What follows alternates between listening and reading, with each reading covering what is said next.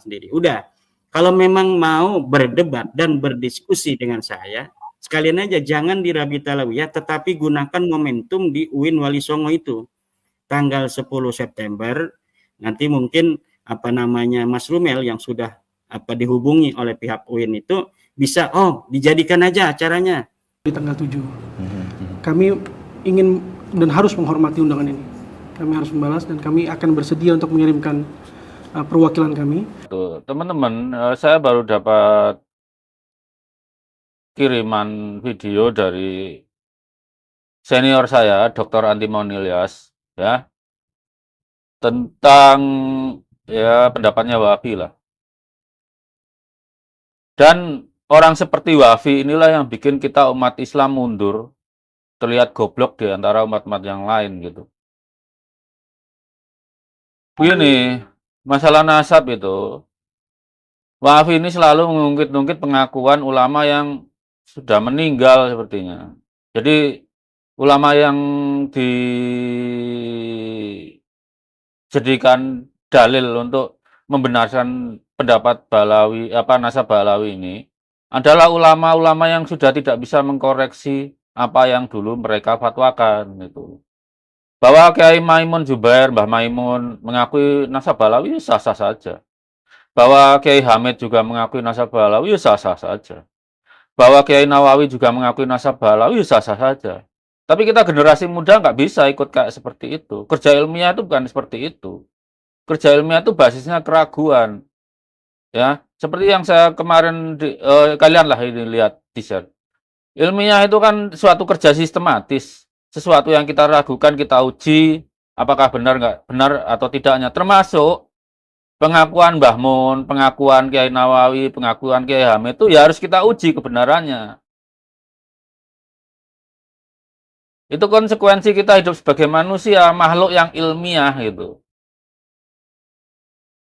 Kalau semua ulama selalu semua generasi terikat sama ulama pendahulu, ngapain Imam Syafi'i sampai berbeda pendapat dengan Imam Malik?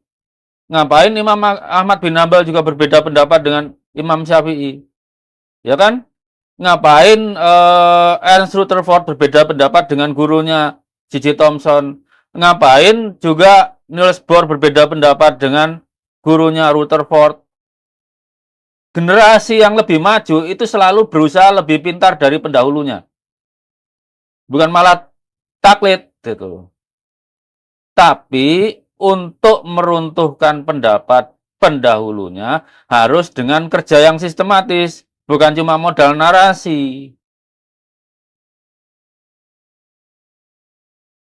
Jadi apa yang dikatakan Wahabi itu nggak ilmiah sama sekali. Wahabi jelas nggak pernah sekolah dan nggak pernah mendapat pendidikan tentang filsafat, apalagi filsafat ilmu. Jadi Rabita Alawiyah ini memang mempekerjakan ustadz-ustadz geblek model Wahabi. Apalagi kalau mengait-ngaitkan dengan saya sholat atau tidak. Ingat perintah pertama agama itu apa? Baca, bukan sholat. Dalam Islam itu perintah agama pertama apa? Baca, bukan sholat. Artinya apa? Belajar. Nabi itu memerintahkan belajar dari begitu kita dilahirkan ibu, sampai kita menjelang meninggal. Perintah sholat baru kapan? Akil balik. Ya enggak? Logika Wahabi itu jungkir balik. Saya berani bilang kalau dia mau, saya tes kecerdasannya. Saya bayari. Jadi yang belain nasab Ba'alawi ini ya geblek-geblek kayak Wahabi itu. Perkara sholat dia jungkir balik nggak masalah, tapi nggak bikin dia pinter. Kalau dia pinter harus belajar, harus mau baca, harus mau menerima kebenaran. Kebenaran yang dia terima pun, dia harus ragu dulu, tapi dia kewajiban ngujinya. Ingat dalam kerja sains, itu kita menjadi musuh apa yang kita baca. Yang kita baca itu kita ragukan, kita uji kebenarannya. Cara paling dekat adalah menguji dengan buku bacaan lain yang sejenis. Makanya kalau kita menulis karya ilmiah, itu tidak boleh hanya pendapat yang mendukung kita. Yang melawan pun kita kutip. Kita adu sampai bisa kita ngambil kesimpulan. Dan itu penyakit Rabita Alawiyah atau para habaib. Coba kalau khotbah, yang dikutip selalu dari Habib sana, habis sini, habis sana, habis sini. Hah? Itu tidak ilmiah itu. Itu propaganda itu namanya. Kalau saya ketika ngomong tentang DNA, saya nantang siapapun, keluarkan hitungannya. Angka lawan angka, data lawan data, baru olah data. Bukan narasi lawannya. Nah kalau Wahabi memang matematikanya setara beruk. Silakan dites. Ya beruknya bisa sholat sih dia. Tapi ingat dalam Islam itu, semua makhluk itu berzikir. Mau manusia, mau burung gagak pun, itu berzikir menurut caranya sendiri-sendiri.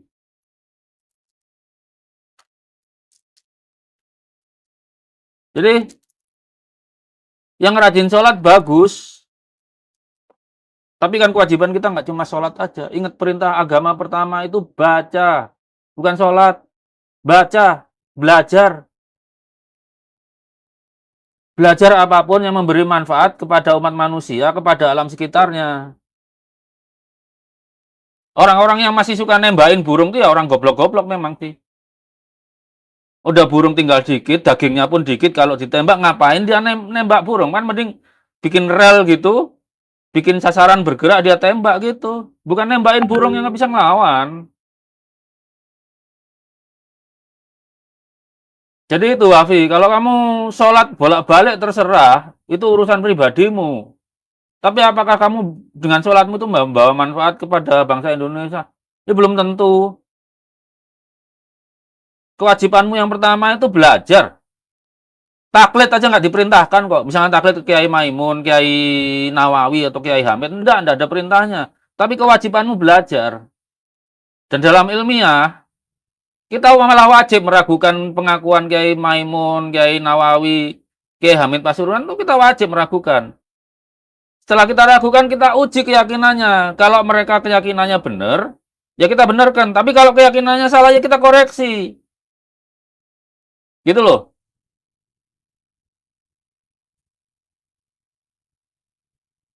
Jadi begitu teman-teman. Kita yang muslim ini wajib membawa umat Islam cerdas. Kalau Imam Syafi'i aja berani berbeda pendapat dengan gurunya, Imam Malik, dan Imam Ahmad bin Hambal juga berani berbeda pendapat dengan gurunya, Imam Syafi'i. Kenapa kita nggak berani berbeda pendapat dengan Mbah Mun? Kenapa kita nggak berani berbeda pendapat dengan Kiai Nawawi atau berbeda pendapat dengan Kiai Hamid? Kita wajib menghormati tiga kiai itu, tapi bukan berarti kita harus nurut apa pendapat mereka. Apalagi pendapat mereka itu bukan dari kerja ilmiah. Cuma penerimaan aja karena nggak punya alasan menentang. Sekarang kita punya buktinya. Bahwa Balawi ini bukan keturunan paternal Nabi Ibrahim. Padahal pembuktian bahwa mereka keturunan paternal Nabi Ibrahim itu sebetulnya kan di beban Robito Alawiyah, bukan beban kita. Kita tuh malah wajib nggak meyakini, nggak ada buktinya. Prinsip ilmiah kan begitu. Prinsip ilmiah siapapun yang mengklaim, dialah yang wajib membuktikan. Balawi tidak pernah. Buku nasabnya itu juga nggak tertib waktu kan. Secara kronografi kan nggak tertib waktu. Pencatatannya backdating, jauh banget setelah tanda petik Ubaidillah, entah dia beneran ada atau tidak, meninggal. Tidak ada sumber primer bahwa Ubaidillah itu hidup, nggak ada. Tanyain Mama Zumail, sumber primernya Ubaidillah hidup itu apa? Bisa nggak dia menjawab secara definitif? Nggak ada.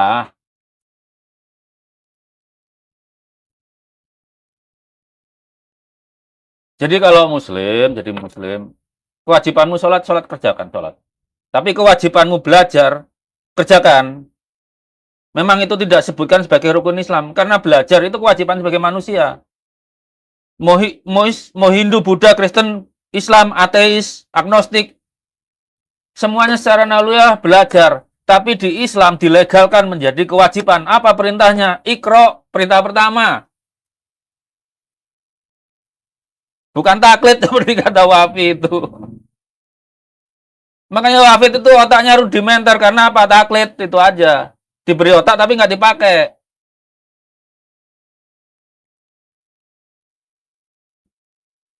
Ya kan yang kemarin bilang Rumail Abbas saja cara berpikirnya salah. Kalau dia mau ilmiah, ya nasabnya Bahlawi diragukan dulu, baru diuji sesuai kata perkataannya. Bahwa secara historis itu soheh, secara biologis harus soheh. Dan dia yang sekarang tidak sejam pun mendapat pelajaran biologi, kimia, biokimia, genetika, terus apa lagi?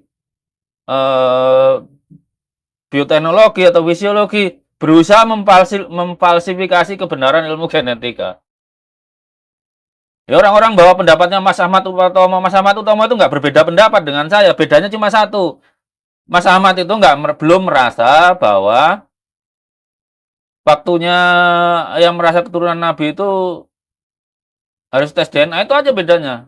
Kalau saya tegas, sesuai aturan ilmiah, yang mengklaim itu yang wajib membuktikan. Itu pelajaran dasar itu, D1, nggak perlu sampai level S3, seperti saya atau Mas Ahmad. Jadi kalau untuk paham tentang genetika, wah Anda nggak perlu sampai PhD kok. Asal mengambil pelajaran genetika dasar, terus biokimia dan kimia di kinetika laju reaksi, Anda akan tahu kalau nasabnya Bahlawi ini batil. Dan Wafi kalau membawa Mbah Mun, Kiai Nawawi, dan Kiai Hamid, beliau bertiga itu wajib kita hormati. Jangan dibawa-bawa. Kalau pendapatnya salah kemudian jadi acuan kamulah yang harus tanggung dosanya.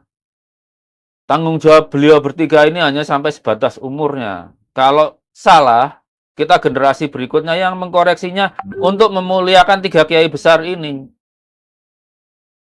Membuat mereka salah itu bukan untuk menurunkan kehormatannya, enggak kok.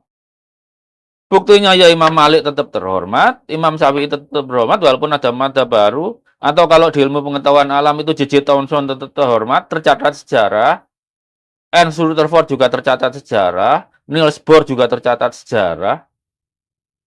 Semua manusia yang punya peran dalam ilmunya walaupun dikoreksi oleh generasi berikutnya itu tetap dihormati oleh sejarah. Tapi yang tidak mau memakai otaknya untuk mengoreksi pendapat pendahulunya itu tidak akan dipakai sejarah, nggak bakalan diingat.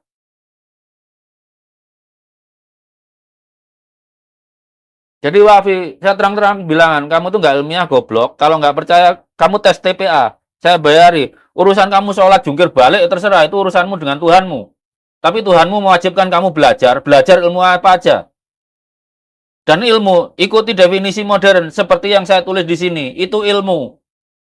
Kalau ilmu nasab itu bangkai ilmu. Ya udah gitu aja. Salam ya Wafi ya.